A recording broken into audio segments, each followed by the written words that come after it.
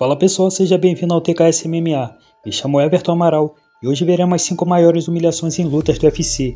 Mas antes de começar, já deixa o like, o comentário e inscreva-se no canal. Chega de enrolação e vamos para o vídeo. Número 5, Nick Diaz vs BJ Penn. Nick Diaz retornou ao UFC em 2011 durante sua segunda passagem pela organização. Antes disso, ele havia conquistado o título dos meio-médios no extinto Strikeforce, que mais tarde foi incorporado ao UFC. Originalmente, Diaz estava escalado para enfrentar Georges St-Pierre no UFC 137, mas devido à ausência em compromisso de imprensa para promover o evento, ele foi rebaixado. Nick Diaz frequentemente chegava atrasado ou faltava esses compromissos, afirmando que não participaria de concurso de beleza para promover nada.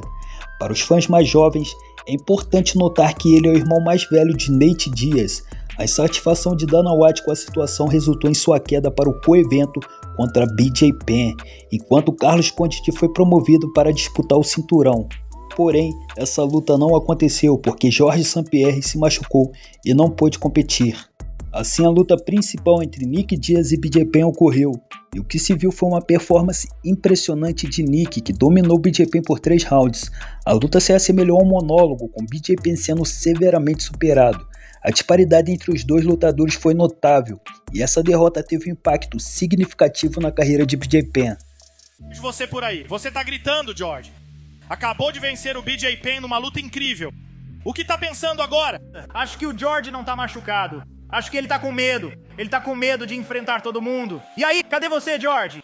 Após essa luta, Diaz teve a oportunidade de disputar o cinturão interino dos meio-médio contra Carlos Condit, mas perdeu em uma decisão controversa.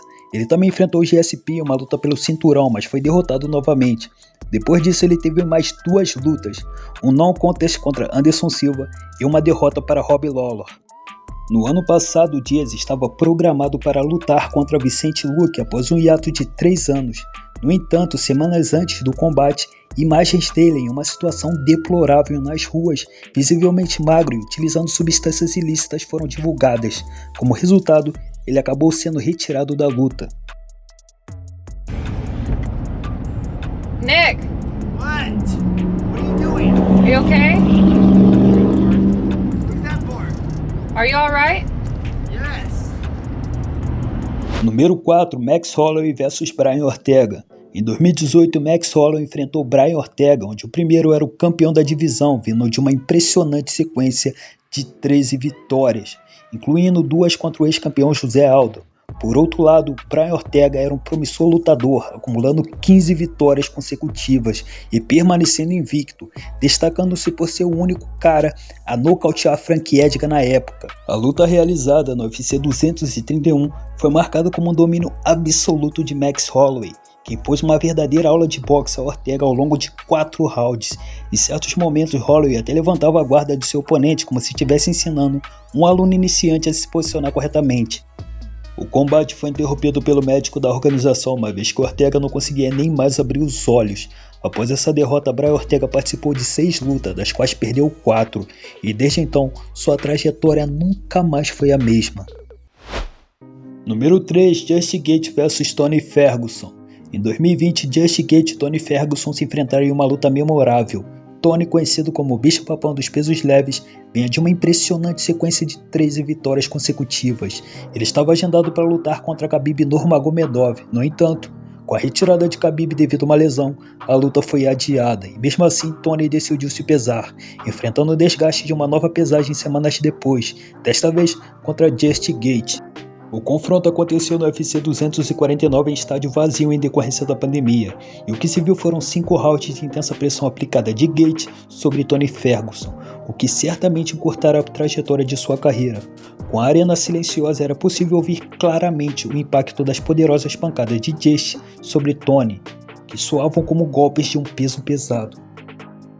Após essa luta, Tony nunca mais foi o mesmo, acumulando 8 derrotas em 8 lutas subsequentes no UFC.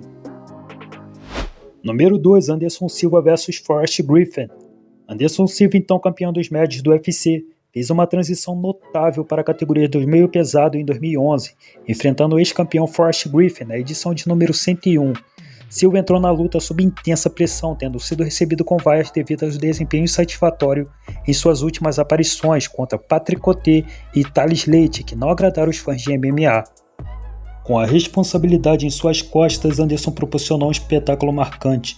Com esquivas impressionantes e golpes precisos, ele dominou o ex-campeão, mostrando uma performance que o deixou sem reação.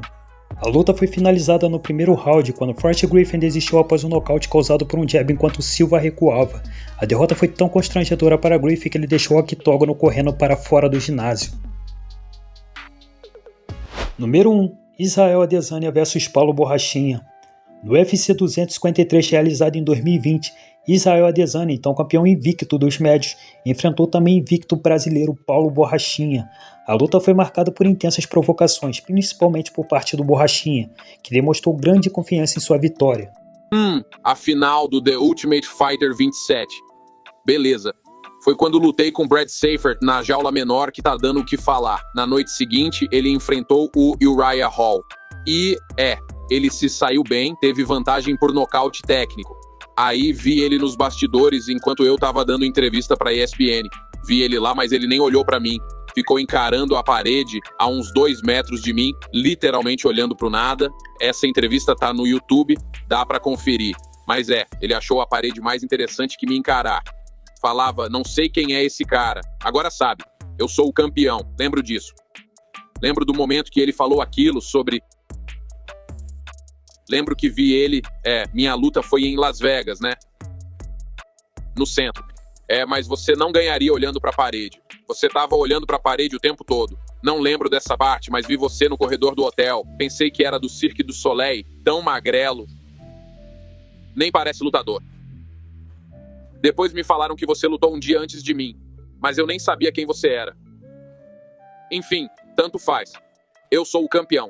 Diga meu nome, sou o campeão.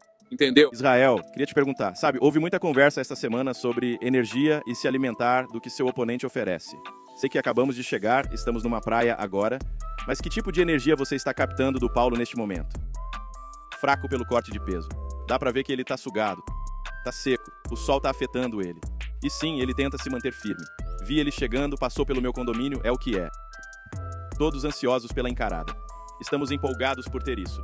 Algo que não temos feito muito ultimamente. E você, curte esse momento de chegar perto de alguém antes da luta? O que tira disso? Total, por isso já fiz, saca?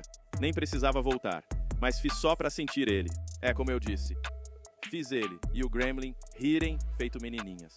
O cara que disse que não me cumprimentaria agiu diferente quando nos encontramos. Então, você me deu a mão.